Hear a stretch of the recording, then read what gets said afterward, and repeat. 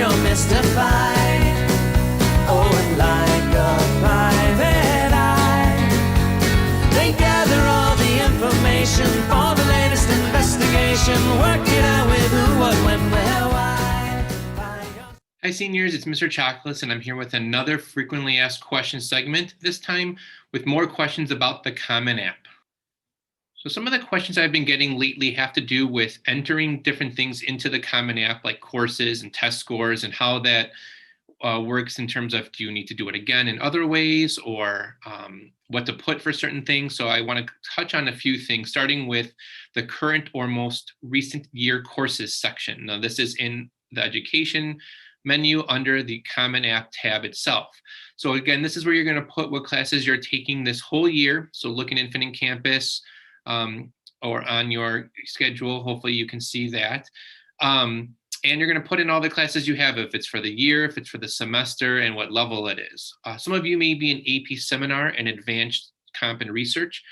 And so I've gotten some questions about this. This is just one class. It's only worth a half a credit each semester, or 1 credit for the whole year. So you're going to type it in just like I have it typed on the same line with a dash or a hyphen. The reason you need to do this again is because it's just one course. AP seminar by itself does not necessarily mean it's an English credit. And you want to make sure colleges know that you are earning English credit for this class. So that's where the advanced comp and research comes in. So it's a little confusing, but you want to put both on the same line because you're only getting a half a credit total per semester. If you happen to drop any class that you have submitted through the Common App on this section, so you put in your schedule, you submit your application, you drop a class later in this semester or next semester, it is your responsibility to let the college know that you are no longer taking that class.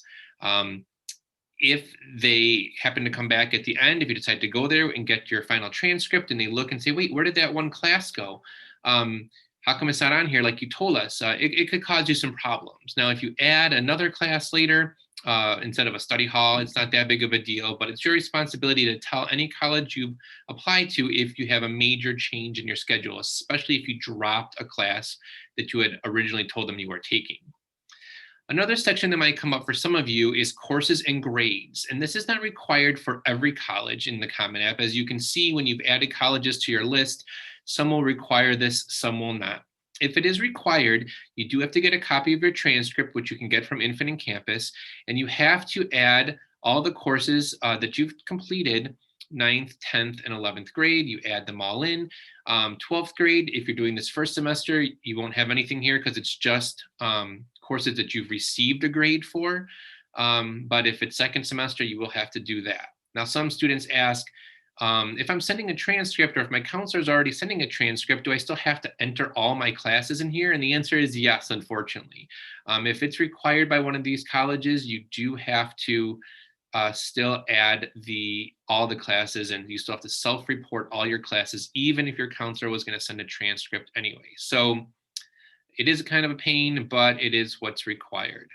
The other part of the Common App that I want to talk about is testing. The testing section allows you, if you have test scores back, or if you took the test and you're planning on having a score, if you want to report it, again, indicate tests you wish to report, you're going to enter them here. ACT, SAT, AP subject tests, whatever you have decided.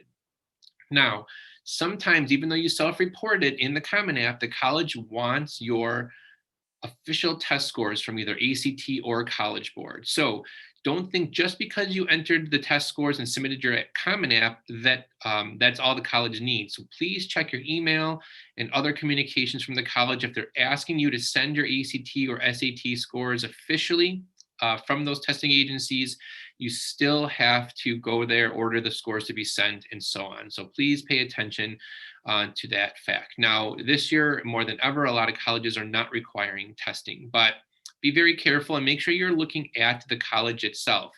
So if I click on Iowa and I look at the general information, this here is telling me that standardized tests are always required. But I know, just because Iowa's a popular school and I've been paying attention, that it's not necessarily required this year.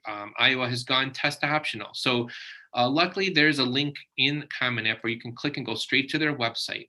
And you can look and see that for the different colleges at Iowa, students entering next fall, which would be if you're a senior, you may be admitted to these different colleges without a test score. So it's very important that if you're not sure, or if it says it's required and you thought you heard somewhere else that it wasn't, that you go directly to that college's website and make sure that it's really not necessary. So you're not spending time or money or putting yourself at a disadvantage if you don't want to include your test score.